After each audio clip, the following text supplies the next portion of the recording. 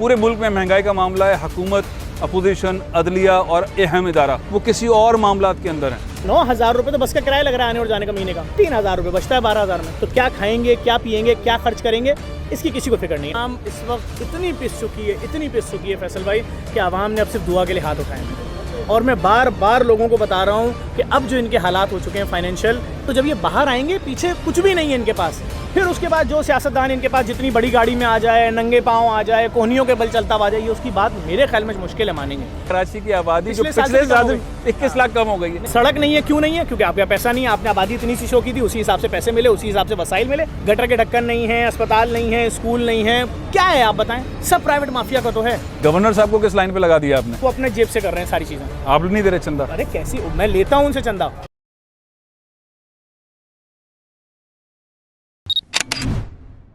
बिस्मिल्लाहिर्रहमानिर्रहीम। पाकिस्तान में इस वक्त हालात ये हैं कि अदलिया की बात नहीं मानी जा रही। हुकूमत जिस अंदाज के अंदर अदलिया के अहकामात को रद्द कर रही है, इंतखाबात होंगे नहीं होंगे, अपोजिशन इमरान खान जिस ज़िद पर अड़े हुए हैं वो तमाशा आप टेलीविज़न के ऊपर देख रहे हैं। हमारे सिपह सालार साहब जिस अंदाज के अंदर दिफा कर रहे हैं, सरहदों का शहादतें हो रही हैं हमारे नौजवानों की, मुसलसल हम इस तरह के मामला देख रहे हैं। पाकिस्तान में इकनॉमिक सूरत हाल किस अंदाज़ की है, डॉलर किस सतह के ऊपर जा रहा है, महंगाई किस सतह पे है, लोगों की चीखें किस सतह पर हैं। इस सियासी गहमा गहमी, मारा मारी, तोड़ फोड़, इस अंदाज़ के अंदर आम आदमी की आवाज़ कहीं नहीं है।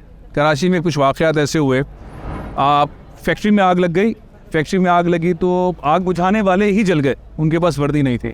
उससे पहले हमने वाक़या देखा, आटा तकसीम करने की बात की, कोई मुनज़्ज़म तंजीम हुकूमत ने हायर नहीं की, किसी की सपोर्ट नहीं ली, आटा लेते हुए लोग कुचले गए, मारे गए।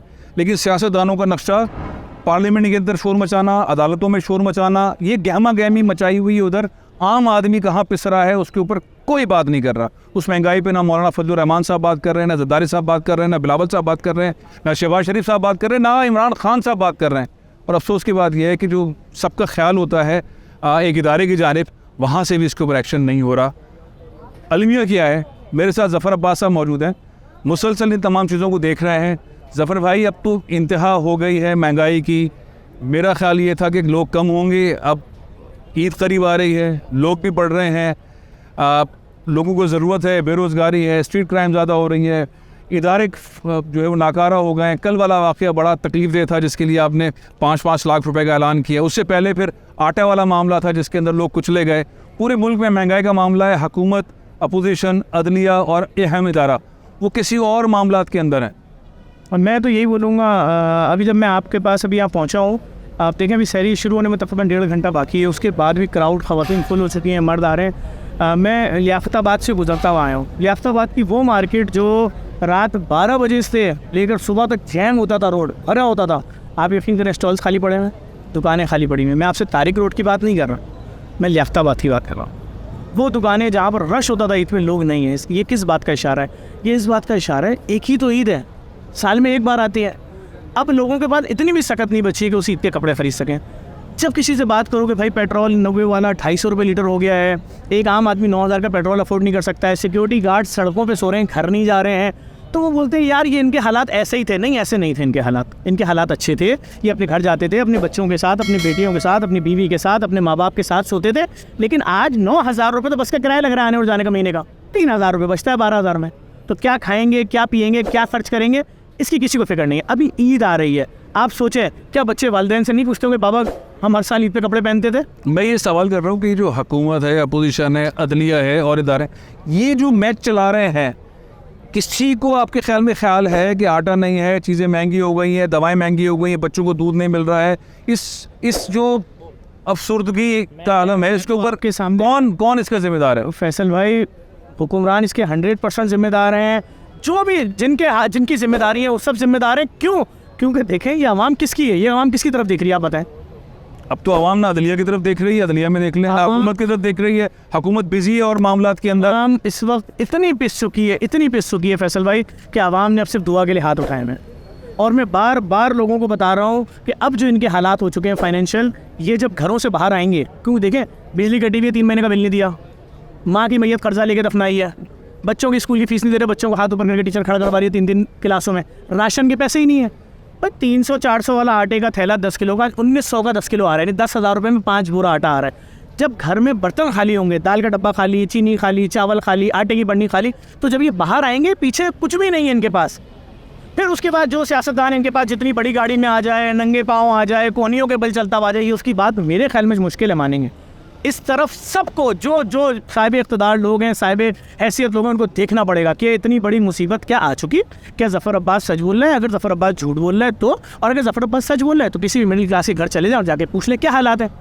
अच्छा, एक और चीज़ आपकी गलत साबित हुई है, मसलन बहुत ही मतलब ऐसी साबित हुई है कि अब लोग बोलेंगे ज़फ़र अब्बास साहब ने ये कहा था, जस्टिस गुलजार अहमद साहब ने चीफ जस्टिस से उन्होंने ये कहा था कि कराची की आबादी 3.5-4 करोड़ है। वो कह रहे हैं कि कराची की आबादी 21 लाख कम हो गई है। नहीं, मेरे ख्याल से मरदमशुमारी शायद किसी डबल, लोगों की गिनती डबल हो गई है। जो मुझे लग रहा है अब आबादी हमारी पहुंच चुकी है 25 लोगों पे।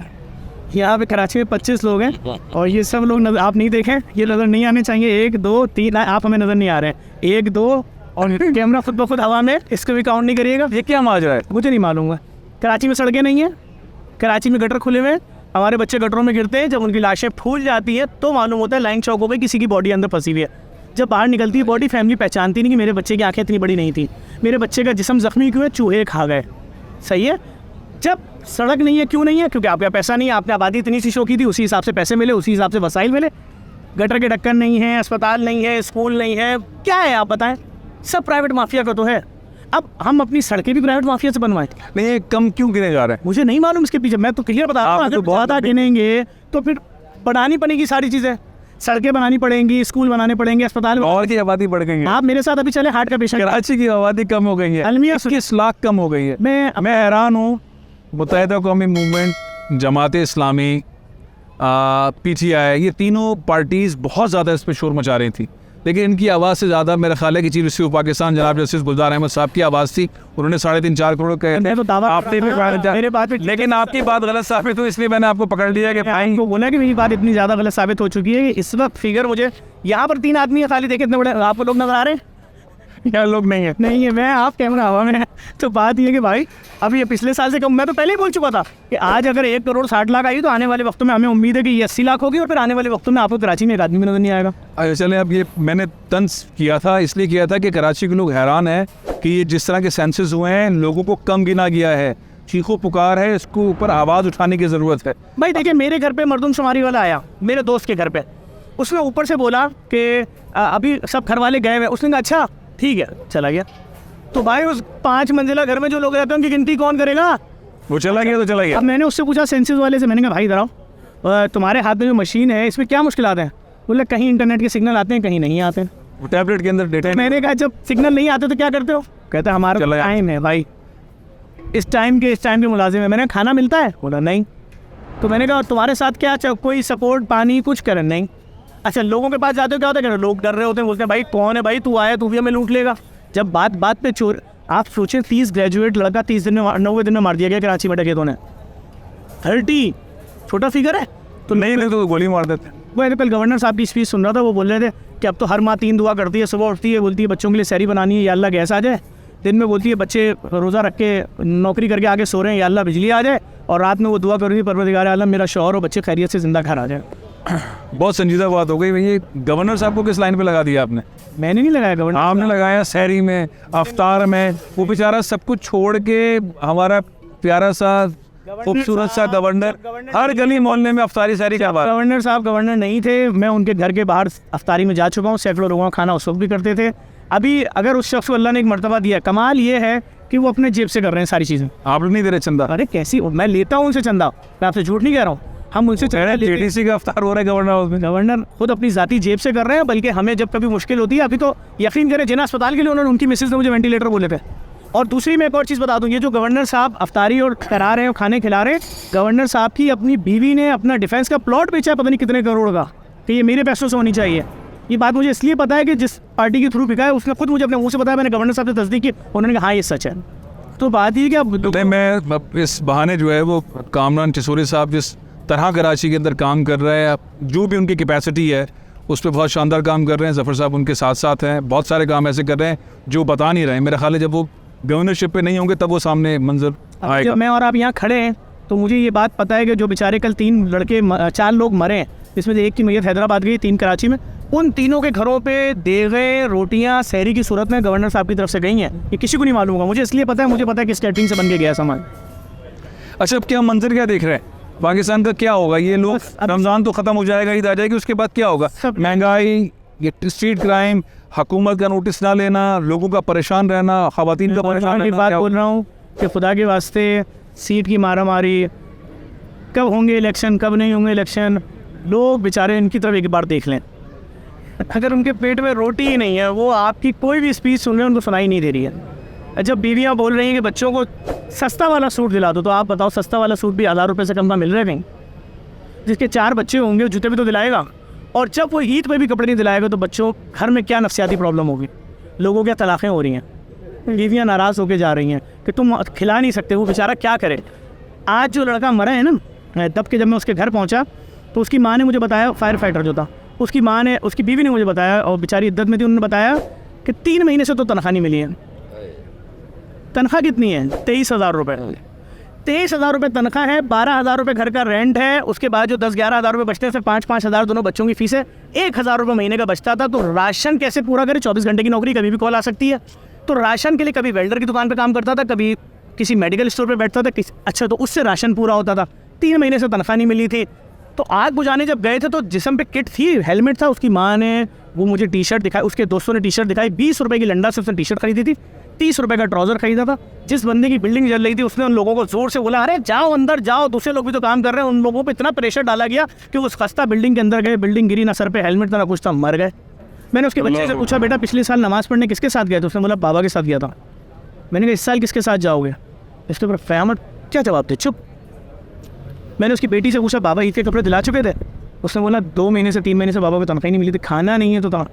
मैंने अपनी दारी तरफ से छोटी छोटी रकम दे सकता था, 4 मरने वालों के लिए 5-5 लाख रुपए, एक उसकी बेवा को दे दिया, बाकी 3 के आज एक में पहुँच जाएंगे। क्या करें, किसके आगे रोएं? मैंने पूछा कोई तुम्हारे घर पे आया? कोई एक आदमी आया तुम्हारे घर में?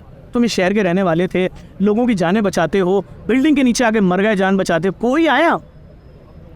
तो अब क्या होगा? क्या मैं तो सीधी बात बता रहा हूँ, हर आदमी दुआ कर रहा है इस वक्त। खाली आप देख लें, जिससे पूछे वो कह रहे हैं दुआ कर रहे हैं। किससे? आर्मी चीफ आ जाए? परवरदिगार आलम से दुआ कर रहे हैं कि कोई ऐसा रास्ता दिखा दे कि हम। नहीं, आपको वैसे क्या लगता है, सियासतदान और ये तो होगा कि अब फौज आ जाए, फौज कंट्रोल मैं कोई भी ऐसी बात नहीं करना चाहता।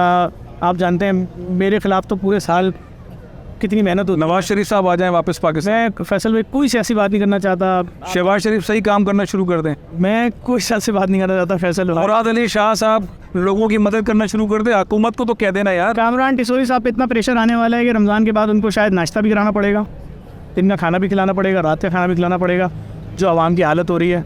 और ये मैं मिडिल और लोअर मिडिल क्लास की बात कर रहा हूँ, फ़कीरों की बात नहीं कर रहा हूँ। ये सूरत हाल है। कामरान टिसोरी साहब के ऊपर पूरा सिंध खड़ा हुआ है। कराची में तो सहरी और अफ्तारियाँ करवा रहे हैं। ज़फ़र अब्बास साहब कह रहे हैं उन्हें ईद के बाद जिस तरह की महंगाई और फाका और स्ट्रीट क्राइम के मामलात हैं, बहुत सारी जिम्मेदारियाँ करनी पड़ेंगी, बहुत खाना खिलाना पड़ेगा। इजाज़त दीजिए। पाकिस्तान जिंदाबाद।